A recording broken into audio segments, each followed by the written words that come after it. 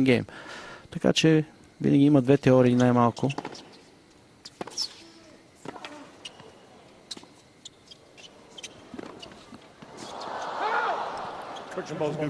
Намеса на Джей Гарнер, първата в матча. Мъри ще обжалва, 100%. Просто го предизвика с тази намеса. Или? Време беше. Друг е въпроса. Правилника казва, че трябва да бъде навременно обжалването, в разумно време. Да, но някой извика аут. Според мен лайнсмена извика аут. А дали не е някой от публиката? Топката е добра, разбира се. Върху линията, да. Recut the balls. Murray has 2 challenges remaining.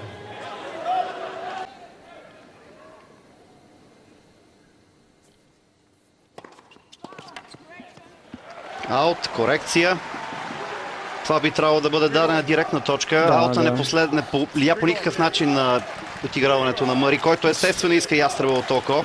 Тук ще има разправи отново. Така, я да проверим какво обяснява и Джей Гарнер.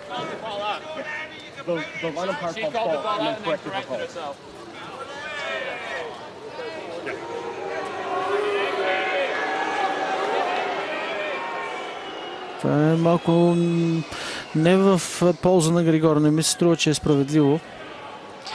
Името работи за Мъри в момента. Да.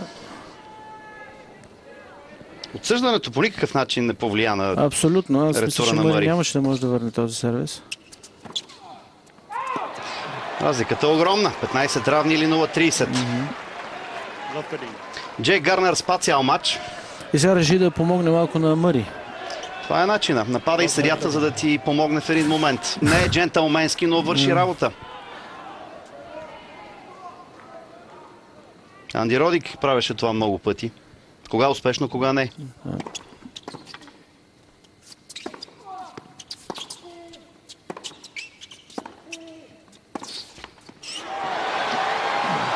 Много жалко тук.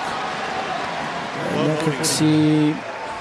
и съдята помогна, но и Григор до някъде загуби концентрацията, която се изисква точно в този момент при 5 на 5. Прекалено бързо някакси точките минават.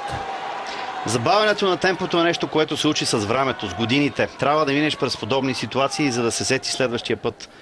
Но първо трябва да го изпиташ в негативен план. 3 скрити матчбола за Мъри.